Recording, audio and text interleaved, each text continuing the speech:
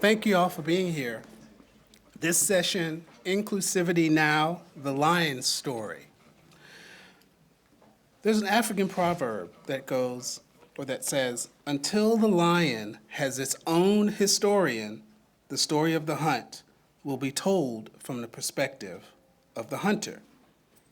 Today, we have a panel of amazing lion and lionesses that are going to tell you their stories, what has motivated them to do the work that they do. But let me give you a little bit of information about the format. So we want to be able to highlight stories that are not just from the hunter's perspective, but from the lion's perspective also. And for today, in this session, we'd like it to be conversational. So what we're going to do is initially we're going to have two questions that we deal with that each of the panelists will answer, and then we're going to go to the audience immediately. So please think about your questions, think about the topics you would like the panelists to address. And to be even more cozy and connected, the way we introduce the panel is going to be different. You have access to their bios online and throughout Google, but today you're going to get information about the panelists that isn't in either of those places. So we're going to use baby photos and fun facts to introduce the panelists. So here we go. I guess I'll drive. Did I say my name is Kevin Clark and I'm with the U.S. National Science? You're like, who is that guy talking? And it's on the screen, so that's all I know. So I'll introduce myself first. Kevin Clark. My fun fact is I'm an identical mirror twin. You can Google what mirror twins are. And so I often speak in plurals. So I'll say we, us, for no apparent reason, because I've been with my brother since conception. Okay? Now, our next panelist, Selena Boyd, this is her picture. Her fun fact is that she launched the magazine Vera, which you've probably seen if you've been on Virgin Atlantic. I know, it's pretty amazing, impressive. Next to her is Ian Gardner, whose fun fact is he had dinner with Nicole Kidman. Okay, you'll have to clue us in on that later. Cynthia DeLuola, her fun fact is she's never been drunk in her life, although many people have tried. Okay, the party is from 10 to 3. Just saying. And then last but not least, we have Miranda Walker.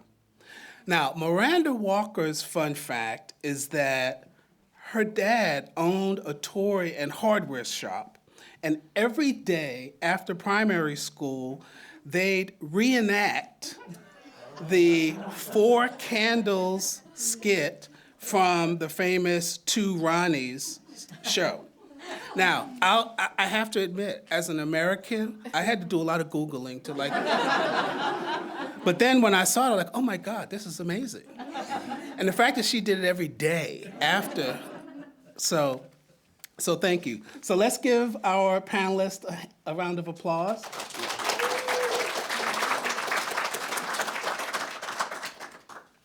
So the first question that we're going to start with is, when we're dealing with the lion's story, telling the lion's story, it's always important to get a sense of, where did this come from? Why did you want to do that? And so the first question is, for each of the panelists, what has inspired you to take on this hunt or to take on this topic that you're going to talk to us about today? So we'll first of all start with Selena. Hi everyone, can you hear me? Yes. Good. So what inspired me, it would have to be this beautiful little girl on the front cover, Faith. That's my daughter. And I started the magazine during lockdown as a project. I had been in the publishing industry for a long time and left, started a nursery, and then we had lockdown, and I couldn't, have my nursery up and running anymore because we were told that couldn't happen. So I had a lot of free time on my hands, and my daughter was going through just wanting to be different, wanting to have frozen girl hair, she says, there's nothing wrong with that, but I wanted her to love her hair too. So I remember going into the shops because now, during COVID, I not only had to be a teacher with no training, but I had to find a way of entertaining her. So I thought, right, let's get a magazine. And we ran into the shops to go to the supermarket to see what we could find. And children do this thing. They run to the magazine section all the time. And she picked up a particular magazine, and I said, look, we've got all this time now. Why don't we do a magazine ourselves? And we her dad's a photographer. She said, Mommy, I'll do the magazine as long as I'm on the front cover. I said, that's fine. That's fine. And this image was done in our living room. Her dad is a photographer. She would not keep still, so we gave her a lolly.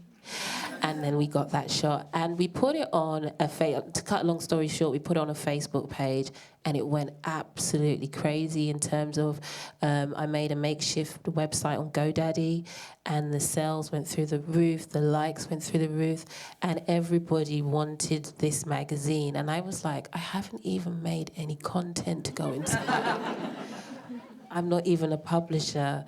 But then the BBC picked it up, our news story was everywhere, and the best thing about it was Slater from Saved by the Bell, who I was madly in love with when I was younger. He covered the story in America, and I was like, he said my name, I couldn't believe it. So, yeah, my daughter has been the inspiration for the magazine, and she still is my inspiration for anything that I'm doing. And that's my story. And she writes the magazine as well as lots of children from the ages of 7 to 11. They write the content. And yeah, it's going from strength to strength, and it's in schools now with a partnership with Pearson's Education. So that's my story. Thank you. Hand. The lesson I learned from that is listen to your children. Listen to your children. All right, next up, we have Ian Gardner. This is where I worry that my voice stops working. I've a project kind of in development hell, really, called Mustard and Ketchup. The whole premise behind the idea was to have a gay couple as the front and centre of a show that was suitable for kids. Not necessarily a kids' show. I mean, my inspirational points were always family entertainments that I grew up with, like The Muppet Show and Morecambe and Wise. And I think part of the reason that Mustard and Ketchup have been through development hell is that pre-COVID, the kind of kids' audience ranges were kind of very prescriptive. And I was trying to find different ways to fit it. Is it going to be in this age bracket, that age bracket? Since COVID, broadcasters have kind of done a bit of a volte-face and said, we actually want co-viewing, which is where I wanted it to be originally. Because the whole provocation, I guess, of having gay characters in a show, I think you need a family conversation about that. You can't just put it in front of kids. It's all about kind of healthy relationships and, all these other issues that you could bring to the table through the positioning of these characters. What inspired it for me, because I have to be honest, my background is in kind of short auteur film festivals, programmed for the Edinburgh Film Festival for a couple of years. And I hadn't really engaged with the children's media industry. But there was a news report a couple of years ago. Somebody, I don't know who it was, but somebody decided that they were going to complain about Bert and Ernie. and they were saying, I'm deeply offended. Bert and Ernie are gay, and this is not appropriate for children, and I want them off to whatever the complaint was. And what really got to me, really affected me, was the broadcaster and Sesame Workshop's response was, well, they weren't intended to be gay, and they're not gay, and you've misconstrued it. Sorry, there's nothing we can do. And it really hurt. I'll just tell a little anecdote from history. Charlie Chaplin in the 40s made The Great Dictator. It's a different debate about the flaws of that film, but in the film he had dual roles. He played a spoof of Adolf Hitler, and he played an impoverished Jewish tailor. And there was a lot of politics that involved Charlie Chaplin in his day. A lot, I think he was a victim of the McCarthy thing, people thinking he was a communist. But there was a lot of anti-Semitism aimed at him. And people would say to him that his politics came from being Jewish and all that kind of stuff. And Chaplin would say that he would never protest if somebody said he was Jewish, because he would be proud to be Jewish. And when the Bert and Ernie rebuttal came out, I just felt offended, because you're basically saying, yeah, that could corrupt children. Why would we do this? Why would we put these characters who were gay in front of children? And it just really hurts. And that's where Mustard and Ketchup came from. Part of when I was invited in the panel, it was the theme of authentic voices, and there's an element to my development where I've maybe tried to lean in too much into authenticity in terms of responding to my life events. When my partner Anthony and I got married, I was doing all these kind of cutesy animal wedding invitations, and he kind of vetoed every single one, like cuddly otters, cuddly this and cuddly, and I was just getting a bit fed up, and I ended up drawing these really kind of ugly badgers. And it was getting really close to the date where we had to invite people. So it was just like, right, that'll do, yep, send that out. But everybody that came to the wedding was like, they brought us badgers, and they brought us, like, they were giving us little badger toys. And there was just something about the coincidence of those badgers coming up. I tell you, there was another actually more significant thing that made me kind of think, oh yeah, these gay characters are badgers. I was watching the news, and again, it was a bit triggering. I can't remember exactly what year it was, but the news item came on about how in Russian society they were really clamping down on gay and lesbian people, and violently doing so. It wasn't just like Suella Braverman talking rubbish. There were beatings, there were public beatings. And the story that followed it was badgers are spreading tuberculosis in Britain, which wasn't even proved.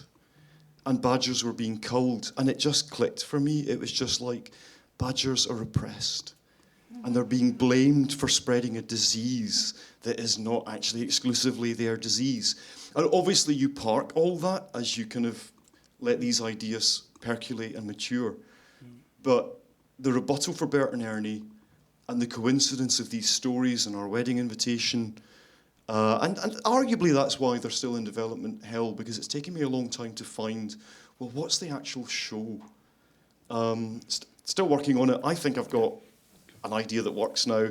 I tested it at the Exchange yesterday, and I'm kind of like, maybe not. But yeah, that's really the context and the story of where they came from and why it's important to me. And I'm not, I mean, since I think 2018 was when I pitched it at Cartoon Forum, and I was given an opportunity to pitch them at the Animation Production Days in 2020. I was invited to MIP as a producer to watch off the back of this, and COVID hit, and I never got to follow through on that. But where am I going with this? Strands of the pitching and stuff. Well, I think one thing to keep in mind is that every show has a home. Yes. And yes. so where you are now is finding that home. Yeah. And I am convinced, based on what I know about you and based on what I know about that show, it's going to find its home. Yeah, yeah, and I have to thank a lot of people, many of whom are involved with CMC. Ever since I first brought this out, there's just been so much goodwill towards it, even though I haven't quite figured out what it is yet. People have just been like, yeah, keep going, keep going. Yeah. So it has been rather wonderful. But I did lose the train of thought on the pitching side of it. So we can come back. I might just shut up. You're here all day. You're here all day. Yeah. Thank you, Ian. Thank you. And thank you for the context. Yeah. That context is important. Yeah. And that's one of the things, when you're telling the story from your perspective, you're able to share and include all of that context and nuance that may not be there if somebody else is telling your story. So yeah, thank you. And Kevin, just very quickly, I have remembered the point I was trying to get to. I fully appreciate and celebrate that since I was motivated to do this, there has been way more visibility in children's media for LGBT characters, and I'm not detracting from that, and I'm not critical of it, although this sounds like criticism. The only thing that I don't think that we've quite done yet, for little kids like me who knew there was something different and knew that they were going to be gay, we still haven't put those gay characters at the centre. Mm. They're kind of like, oh, it's the gay dads. I mean, the gay dads, it doesn't even give them personalities. They're just like the token gay dads. Mm. And again, it's brilliant that we're doing it and that we've got the crabs in Hey Dougie. But seriously, I remember being 10 and it was terrifying. I was terrified. And I just want kids now to see that they can be happy. Great. And they can be accepted. Great. Thank you. And they don't have to be tokenistic. Thanks, Ian. Thank you. Cynthia, tell us your story. Good afternoon, everybody. My name is Cynthia Deliwala. I am originally an author and creator now. My story started many years ago. My daughter was 3 at the time. She's now 11. So I've been in this a long time. So it first started when it was World Book Day at her school, and we didn't know what book to, she's looking through books and couldn't figure out what book or what character to go as. She couldn't see any characters that represented her. She couldn't see herself in any of the characters. So my mum went to Ghana. I'm from Ghana, by the way, and my husband's Nigerian. So my mum went to Ghana and she bought her a dress, and she tried the dress on and she thought, I like this dress, I look really nice. Saw in the mirror, she thought she looked pretty, done a swirly, in the mirror. Got to school and everyone was wearing, Cinderella, Elsa at the time, Red Riding Hood, long red hair. And the teacher was wearing tie and dye, which was quite nice. So when she got into the playground, she was quite self-conscious. She didn't want to take off her jacket or anything. I said, her name was Elise. So Elise, what's wrong? She goes, I don't wear this dress anymore, Mummy, because everyone looks more, everyone looks the same. And mine's not from any book, mine's just from the house. And that made me and my husband feel really sad. We thought, how can we make a change? What can we do to make a change? Because we're not the only family to go through this. And I've heard a lot of other families going through the same issue at the time, because now there's loads of books, and I'm so happy about that. So we went home and we spoke to her and said, what do you want to do about this situation? And then she said, she wants to make a book. I'm like, okay, I don't write, I can't draw. But, we got together, made a story first called My Family, and it's literally about my family. So the first page talks about Amma Sade. So her name's Amma in Tree. That's Saturday born. And Sade is honours bestows a queen in Yoruba language. So that's how we first started the book. So then I went on to write 4 more books, self-published. I was doing school tours, library tours, any sort of interaction I can get with the community to get the book out there. And it got a lot of traction. Everyone liked the books. So I thought, okay, it was good. And then it was my birthday, and I said to my husband, I want to do more than just books. I want to be, more interactive.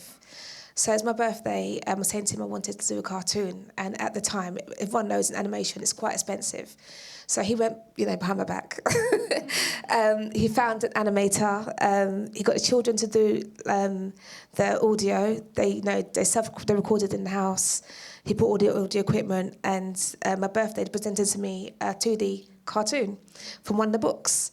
That was called Emma's Dance Class. You can see it on YouTube. So then during lockdown, we thought, what can we do? You know, the kids are bored. They don't understand lockdown. They don't understand what's happening. I found an animation company in Ghana. I sent them a storyboard, and then we created a cartoon around Emma's birthday. So essentially, it was her birthday. She couldn't come. She couldn't have her party anymore because of lockdown. So, her brothers decided to bake her a cake, but unbeknown to them, they forgot the eggs, and it went wrong, disaster. So it's called Emma's Disaster. That's the cartoon. So after that, and I thought, and then the schools opened again. I was doing book days and cultural days, and I was just showing the books and selling the books and showing the shows and stuff. And then I thought, it's time to make this bigger. Try to go a little bit more global, trying to make most of UK see what we're doing. So I started pitching it to different places. I had a few meetings, interviews, different broadcasters. In the end, Sky picked it up. We agreed to do a special. We went through, wrote the script, back and forth, different things, and it eventually came out, and we produced Emma's Story. It was good. It was people loved it. They haven't seen a children's show with a whole family, a wholesome family on screen for a very long time. I just wanted to make a change, and I just felt that it was needed, because sometimes you see on TV negativity, when you got black shows, it's guns, violence, crime. But actually, we do have wholesome families. We do have mum and dad, children that are in the home, grandma and granddad. It is people's norms, but sometimes we see it as it's not the norm, but actually it is the norm. And yeah, that's it. Yeah. Well, thank you. I will admit, as I was doing my research on you, I read an article where they interviewed your daughter, and she said when everybody else was dressing up as another character, she decided to just go as herself. I was like, as a father of 2 children, a boy and a girl, that's what you want them to do. So kudos to you, your husband, and your extended family. Thank you. Miranda. Hi. Hi. So I'm a disabled writer, so I'm going to talk from that perspective this afternoon. And for me, I'm really passionate about getting representation for all underrepresented groups on screen and also behind the screen, but particularly for disabled children, because that's my experience and that's the voice that I have. And for me, I think that it's especially important because I think that disabled children and disabled people are not just absent from the screen and from stories quite often, but also from society. And that's something that has happened to me twice during my life in quite big ways. And the first time it happened was really linked to disability and writing immediately, because it was when I first became disabled when I was 26, and I was quite poorly for the first year. And at that time I had a children's day nursery, so another nursery, and I couldn't work with the kids anymore.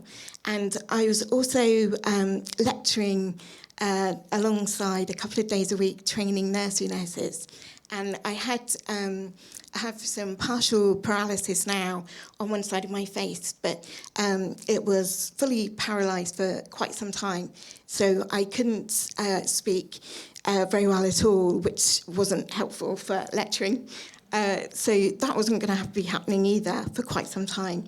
So I found myself really removed from things that I was doing before, and suddenly felt really absent and, not there in my life, and literally wasn't getting my voice out there anymore. And I needed to do something positive. And something that I'd always really loved at school was writing, and I'd carried on writing in secret for myself ever since, which I think is something a lot of writers do, is write for themselves. And I decided that I would do a distance learning course while I was at home, just for something positive to do, really. And I'd always really loved the idea of being a writer, but I had, grown up in Devon and gone to a not brilliant school where I'd never met a writer. We had never had a writer in. I'd never gone to, a literature festival or anything like that. So it never really seemed like anything I could ever do in real life. So it was always, a bit of a dream, really. So anyway, after it'd only been a few weeks of doing it, my nursery won a national award for the most creative activity programme, and Nursery World magazine wanted to do an article about that, and in a brave moment I asked them if I could write it. And they said, well, you can have a stab. And I did, and they liked it. They edited it, but they liked it enough to say, well, why don't you write a couple of articles for us a month? And I did that for the next 2 years. So that was really good. And then I was also able to use the fact that I was doing that to write educational textbooks. So I also used that knowledge that I had as a lecturer in a different way. And my voice was back out there again, which was great. And so writing kind of, saved me a bit, really.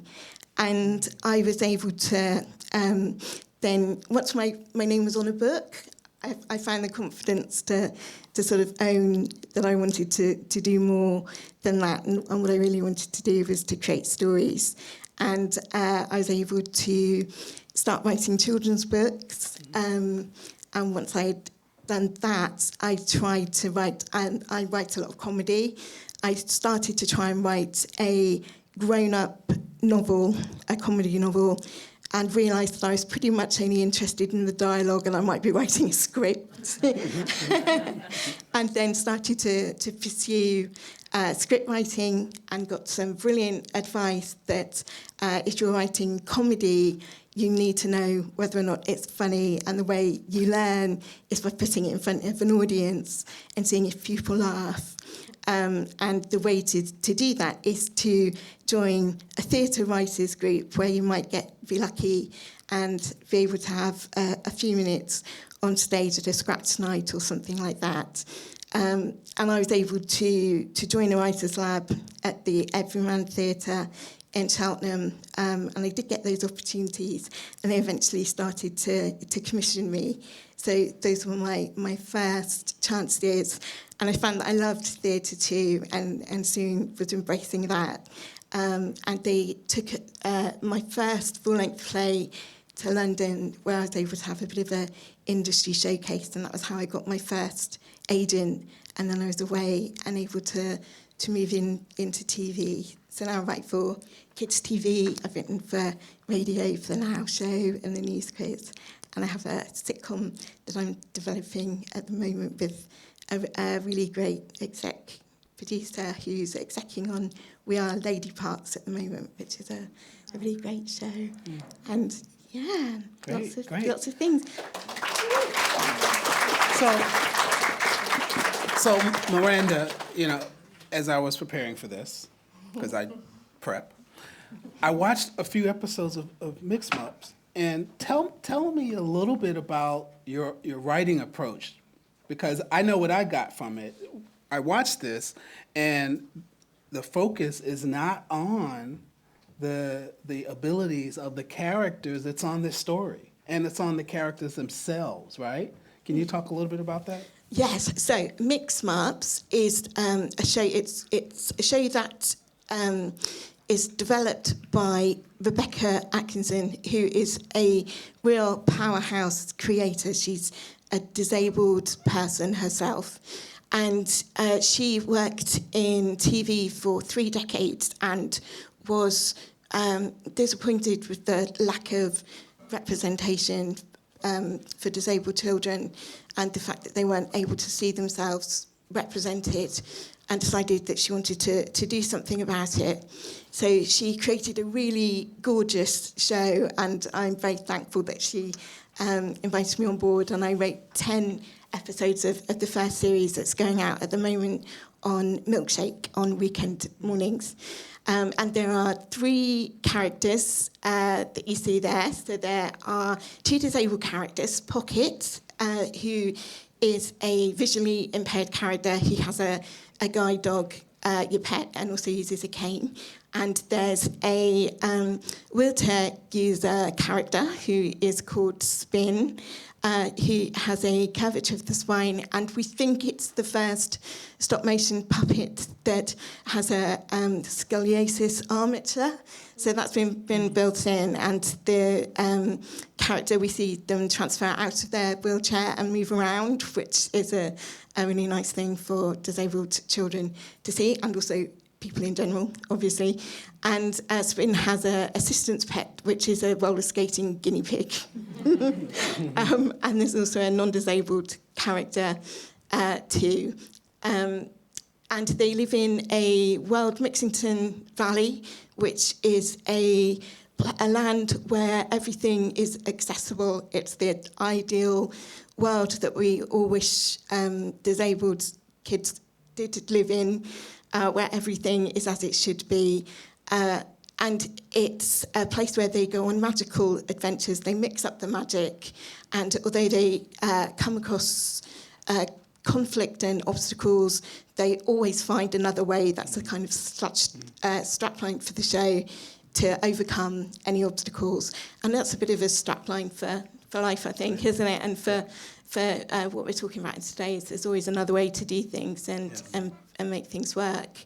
And that's the main approach of the show. Okay, great. Thank you so much. Thank you so much. So now that you've heard how all of these panelists have been inspired, now we're going to ask a question about what has been helpful to them. Oftentimes on these panels, people talk about the barriers, the challenges, and those are fine, but it's always helpful to hear what was that thing that pushed you to the next level or that kept you going when you thought you were going to give up. So we'll start with Selena, and if you could just tell us, what are some of the things that have helped you along your journey? I think the things that have helped me along my journey is no's. I get constant no's. And I'll explain what I mean by that. When Coco launched in lockdown, we were everywhere. We were global. Everyone knew about my daughter's story. We had so much people pitching to us. I had so much people coming with book deals. And because they loved the content of the magazine and they hadn't seen anything like that before. And then I started to see my work everywhere. Like stuff that would be in my magazine. I knew that people had been buying the magazine, and basically some of the content was used and I could see it. Vogue did a cover, which was very similar to our January cover. And, you know, it was a case of, well, you want to use my work, but you don't want to work with me. So then I started to do my own thing. I would be on at Disney. I've got children who are 7 to 11. Please, can they do junkets? This is teaching them about journalism, because there's 0.2% of children in this, or there's 0.2% of journalists in this country who are black.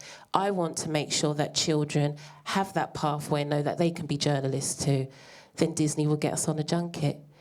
And there was one particular junket, which was The Little Mermaid, where our girls who are journalists went to the Corinthia to interview the cast, and they were spotted by America. There were people there from the States, one being Beyonce's publicist, Yvette. And she saw my team, saw that we had a 10-year-old makeup artist, and she said, "Who are these girls?" And they filmed it. The actual filming of the interview went completely viral. We don't even have a TikTok account, but it went viral on TikTok. It went everywhere. And we were approached by the US and a few publishers out there, and people were calling us the next big thing in journalism. And it was sad because over here, we had done something magnificent, but no one really, there were lots of people pitching to us, oh, we could make a TV show out of Coco Girl, and then they'll pitch it, and then nothing. We'd hear nothing, but I'd see my idea on the TV. Now we've been picked up by the US. We're launching in October. And my business partner, one of them is Viola Davis. They see something that over here no one saw. I'm trying not to cry. Because we have to work so hard, twice as hard. And when people see us make it big in America, that's when the UK will come and say, let's give you a show, let's do all this stuff with you. But unfortunately, I've had to go to the States to prove myself, because we're on my own turf. I have all these fantastic ideas and I see them all the time. The US saw potential and they saw where they could take the brand to a multi-million-pound business. So that's what gets me up in the morning, that the US is coming. And it's unfortunate, but if you see a lot of the talent you have over here who are black, who are actors, they have to go to the US to be seen. And that's the unfortunate thing. So that's what gets me going, is the fact that my talent is not going to be wasted here, but I'm going to the US and I will make it.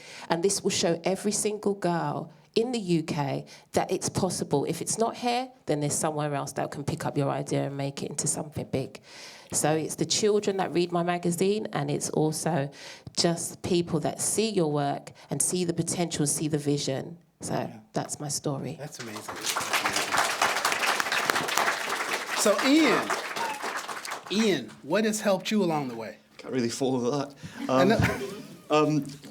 I guess a biggie for me, I mentioned earlier the kind of angel wings have been really helpful.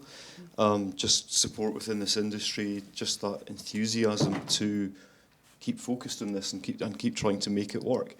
I think a biggie, again, it came during lockdown, but the application had gone in before we knew about COVID. But when the BFI had the Young Audience Content Fund, I put an application in.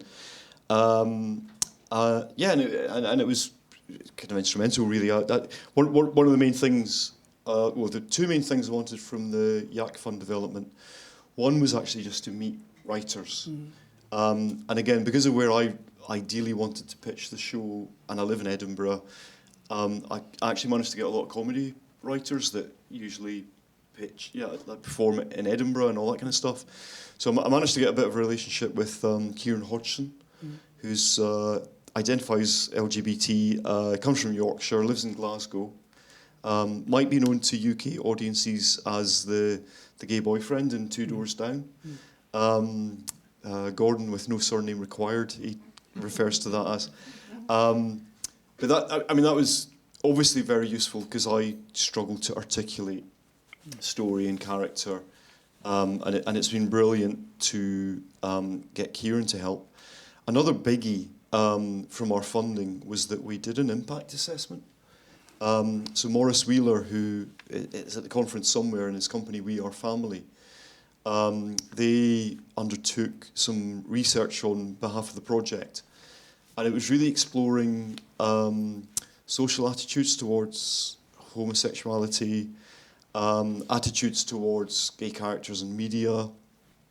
I mean, as helpful as it was also like a bit of a warning as well, because the truth be told, even with Lisa Nandy as a much more kind of inclusive culture secretary, who actually said this week, culture wars are over, we're parking it.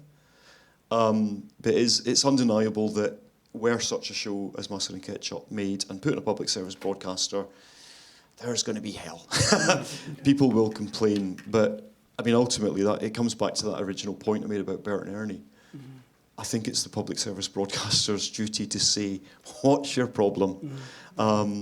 We exist. These people exist. Just back off. So yeah, the impact assessment was useful as a forewarning, because we need to prepare for negative responses, but it also showed through a quantitative survey that they made. So they basically did this test, and they showed a survey group, 500 people, mustard and ketchup, and said, this is a gay show for kids, gay characters for kids. We put a bow on one of the characters and said, this is a straight couple for kids. And then we kind of said, they're just friends, they're just Laurel and Hardy. The people that got the gay show, yeah, they were more inclined to say this isn't appropriate for kids, even though it was the same animation that we showed everyone else. But equally, the ones that were shown the kind of gay iteration of the show, when asked if they felt more sympathetic or better understood the existence or the rights of gay people, there was a higher percentage that had seen that iteration that went, yeah, we can actually see the point now. So ultimately, it did prove that were anything like this to get out, it will help ameliorate homophobia. Right. But because it's all about being seen, and it's all about validating, normalising, accepting. So the impact assessment's been gold dust. Great. Thank you. And it's always good to have Facts. the facts. So I appreciate that. Thanks, Ian. All right, Cynthia, what has been helpful to you? I feel what's been helpful is the support. People supporting the movement, supporting the cause. I feel like Yolanda Brown said yesterday in her speech, sometimes, you want to see what you represent on screen, or what you want to represent in book. You want to see reality, not just fantasy. I feel that the media, like I said before, portrays the wrong things, being black. Education is key for young people, and I feel that we need to teach our young people how to do things. And the only way I feel we can do it is through media, through screen, through books. And I'll leave it there. Great. Thank you. Miranda. Support also, I did some really helpful mentoring schemes, which were great. I did the screen skills scheme for children's writers, and I also did the Women in Film and TV scheme, which was a more general scheme. It's not just for writers, it's for people across the industry. So you make all sorts of contacts from your cohort, which is really useful. And my mentor for that was the head of comedy at Channel 4, who's now at Apple. So that was a really good link to have. And as part of that scheme, you then mentored somebody else. So that's been a really nice way to be able to give something back. And I'm now on the BAFTA Connect scheme, which is also really helpful in terms of networking. So that's been really useful. And I did find that especially helpful because at first I found it hard to get momentum. I wrote some time ago for Giggle Beers and Diddy TV, but at the time I had an agent that just repped me for theatre, and I was getting that work on my own, so it was very difficult. But now I've got a wonderful agent, Kate Weston, that represents me for all of it, and that has been a real game changer as well. So I also think that's been a really important thing, and that's an important thing for writers. But also something else that I didn't quite say before about being absent in the world and then being able to get my voice out there, that I'm very aware that that's not the case for most disabled people, and that I'm representing, more than my voice, and that really pushes me on. And it happened again during COVID, that I was absent from the world for a bit because I was shielding, as were a lot of disabled people, and I was able to do a lot of pitching. Then Zoom came around. I was able to get 2 15-minute comedy drama monologues away on iPlayer, and it was, again, although I was at home, one of the best times in my career. It was also when I started to talk to Rebecca about mix-ups. So again, the time that I was absent was the time I was able to push forward. Yeah, great. Well, thank you. Well, let's give the panelists a round of applause. Now we're going to come to you. We're going to come to you for your questions. Hi, my name's Alex. Top of the tree, I just want to say thank you for sharing all your stories and your experiences. They've genuinely been like such a joy to hear. And I suppose my question is, how do you see, I had it in my head and now it's gone. It will come back to me, I promise. We'll come back to you? Yeah, come back to me in a second. Okay, next one. Hi, my name's Richard Ampe, and Selena and Cynthia, I guess both of you. So I have like tons of ideas that I sort of want to put out there, get feedback, good feedback, great feedback, but it goes nowhere. What would be your advice? And these stories are rooted in specifically Ghanaian culture, experiences of second-generation immigrants growing up here, not involving any guns, no bang-bang, no shanking, nothing of the sort, a real exploration of the experiences of second-generation immigrants. What's your advice? I would say if you're trying to get it out there and no one's listening, you just do it yourself. Before I launched Coco, I actually went to a friend of mine who had been in the publishing industry with me, and I was like, I want to launch this magazine, it's a project. And he was like, not going to sell, nobody's going to be interested. And I did it, and it went crazy, and people were. My dad always says, if you have a problem, sell the solution. There's so much problems in the world, and there's so much things that need to be done. But not everyone's thinking the same way because we think differently. That's what makes us amazing. And, I have come from an experience of when I was in the graphic design world, trying to get my voice heard, having all these ideas and no one listened to me. I remember just a quick scenario. I went for an interview for art editor for Harper's Bazaar magazine, and I was interviewed in the corridor. It was just the worst thing. And I left the industry completely. And that same art director is one of my biggest followers. Now I've launched Coco. So your ideas are amazing. We've just seen the success of Supercell. Ratman, he's not come from that world, but he had an idea. And people actually said, right, I'm going to take you seriously, and I'm going to listen to what you've got to say. And look, he's global, #1 on Netflix. We've got to get more people around the table who can bring things. You've just launched your program on Sky. That's amazing.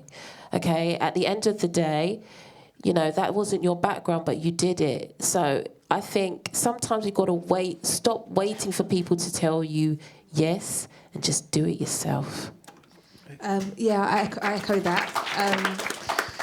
It's hard in this industry, and I feel that the production companies and the broadcasters, no shade or anything, but they're stuck in the same things that they do.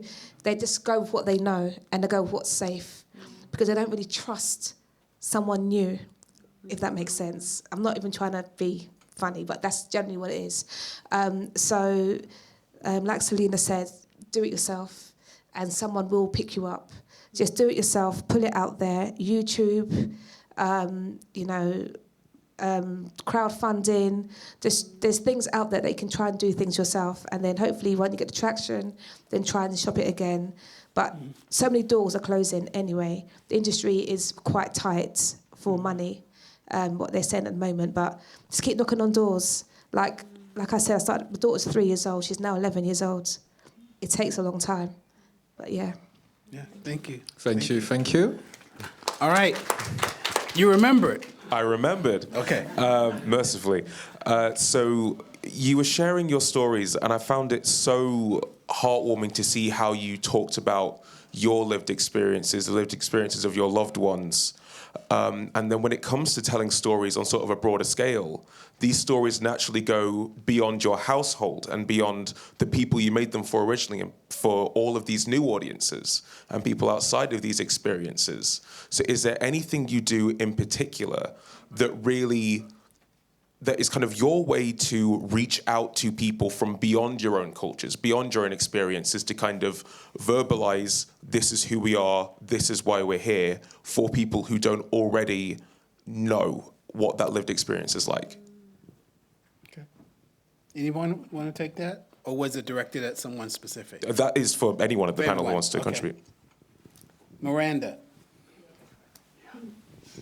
So if I talk about mixed maps, because it's a really interesting way of working, there are young consultants that have ideas and discussions with Rebecca about issues that they'd like to see addressed and things that are important to them. And one of the things that I mentioned earlier about the character who uses a wheelchair, that we see them come out of their wheelchair often, that was something that came from one of those discussions, that it was really important to them, that they were frustrated by being asked at school by their friends whether they slept in their wheelchairs, those sorts of questions.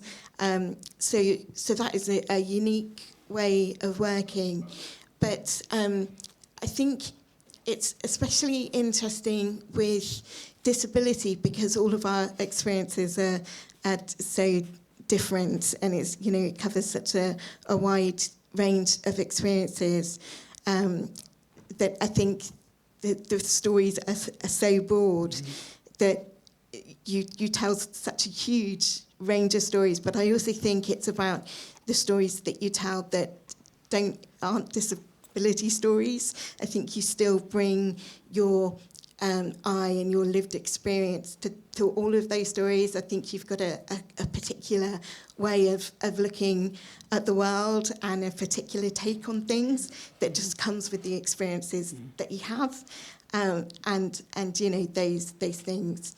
Yeah. It's a sort of sideways swipe at the world that come with the lens that you've developed because of the experiences that you've had, and you take that with you through everything that you do and every conversation that you have. And that's why it's so important to have us in writers' rooms for all shows, whether you're telling disabled stories or not. I'm not sure if I digressed there. No, it definitely helped, thank you. Answer. Yeah, Okay. and I think from my perspective, I think if what you're, the stories that you're telling with these characters is celebratory, despite areas of negativity that it's come from, I think if you just focus on the positives, then obviously that's kind of what everybody wants. Everybody will respond to the joy and the happiness. So yeah, I think just getting that kind of common ground, because at the end of the day, we're all human. It's just tapping into that. Yeah, and if I may, American playwright Lorraine Hansberry quoted, and I'm paraphrasing, that in writing, the more specific you can be, the more generalizable it is. Yeah. And so that is one of the reasons why when you have the lion tell their story, or the lioness, they can be super, super specific. And by doing that, it can be applicable to broader audiences. One more question before we, I was just going to say something that is really nice is to be here and be owning it and talking about what I feel I can bring to a writer's room and to any script, because it wasn't all that long ago that I was really concerned about people realising that I had a disability and not just a bit of a wonky face, because I was concerned that people would think that I might not be able to meet deadlines and that I might not be reliable and that it really might work against me. Yeah. So, it is nice that we've reached this point, although there's further to go. Great, thank you. One more question. Yes, right here. Hello, my name's Bev. I'll try not to waffle on too much. I work in science and nature shows for kids, and thank you so much for sharing so much of your personal stories and your inspiration. And I guess you've talked about this a little bit, but I think a lot of the reason why you want to put your story out there, put your personal experience in, is because you felt a lot of unfairness at the time, this really sharp pain of having something that was different to a lot of the people around you. I myself grew up wearing a big shoe because I was born with a club foot, and it was quite big and it was quite different, and a lot of people make assumptions about what I could and couldn't do. I always kind of have hid this from people at work and my adult life, but recently I was sort of, during lockdown I was getting more involved with the group Deaf and Disabled People in TV, started to realise the power of people identifying as disabled and embracing this, and the importance of people going around, sharing their story, labelling themselves as disabled, owning their identity, and being there to help other people see where you are. And I recently, for the first time, was trying to develop a show with a character that had a big shoe. There's been some really poor examples. For example, in House of Dragon, there was a person with a club foot, the latest spin-off of Game of Thrones, and he turned into a evil baddie who murdered people and had a weird foot fetish thing. And I was like so excited when I saw this person with my disability on screen, and then it all took a horrible turn. So you know why you have to keep going. And I tried to develop a show with a kid with a big shoe in it, and I just found it really hard to be kind of reliving my pain of remembering people coming to me and saying, why are you, what is that? What's wrong with you? You know, why are you like that? And it made me feel like not bothering. Like I don't want to put my personal pain into my work and be reminded of all this in my adult life at my job. And I feel like so much of what you guys have been saying about your motivation and how long it can take to get these projects off the ground as well. It takes ages. You have to really grind it out. And then you have to deal with processing your personal identity and your personal traumas as well. So how do you keep going through that? What motivates you to keep going, and how do you kind of hold the space for yourself in that way? So here's what I'd like to do, Bev. I really appreciate your question. And what I want to do is use that as the question to wrap up. So Bev's question is, what motivates you? What keeps you going? And at the same time, what inspires you about your work? What are you excited about? So as we close, if you could just give me one sentence or two sentences responding to that. And so I'll start here with Selena. Thank you, Bev. That's a really good question. What inspires me, and I'm not trying to be more because I know I've opened up a little bit about my story. My mum passed away in November from colon cancer. She had no fear. Like, I've never seen anyone take on cancer and was just like, whatever will be, but just continue my work, Selena, my legacy. And that's what keeps me going. The fact my mum could take on cancer and just with so much dignity, you know, just accept what was happening and leave that legacy with me to continue because she loved children. That's what keeps me going. What also keeps me going is what I see the magazine doing for children and adults. Adults buy the magazine as well. And just one, a great subscriber here. But one example was I was at the Pokemon headquarters last week, and I had done a feature, because our magazines, we showcase incredible role models like you in the room, and children will read it, and then they will say, I can be that person, or I didn't know that person does this job. Oh, I can do that. And there was a young lady that read about somebody that worked at Pokemon and that had this job, and she went for a job at Pokemon and got the job. That's amazing. And when I heard that, I was like, wow, okay, that's what gives me. So it's when children have had a difference where I get children who write me and say, I've started my own little magazine. I want to write about Coco, because Coco now, we're turning it into an animation. I want to write, about Coco. That's what inspires me. Okay. Thank you. Great. Quick, because they're gonna come get me. Yeah, again, the whole kind of pitching hill, broadcasters always are kind of saying, think of your audience, think of who this is for, and it might not be a big sell to a broadcaster, but it's for 10-year-old me. I want my show to help me when I was 10. Great. I could expand on that, but that's it. Thank you. Cynthia. What inspires me is young children, young voices, diversity, and Thank you. And we've only just begun, haven't we? There's so much more to do, and I'm excited to be in those writers' rooms, and I also want to get my own shows away too. You know, we're here with our pilots, and we want to have those conversations that are more of us. If we could start with me, that would be great, and then get on to the other disabled writers. Start with me first. You've got that going on. And so what inspires me and what excites me is that as we're going through these difficulties in children's media, it opens up opportunities for people to work together and partner who probably would not have done it before. So that excites me. Can I say one last yes. thing?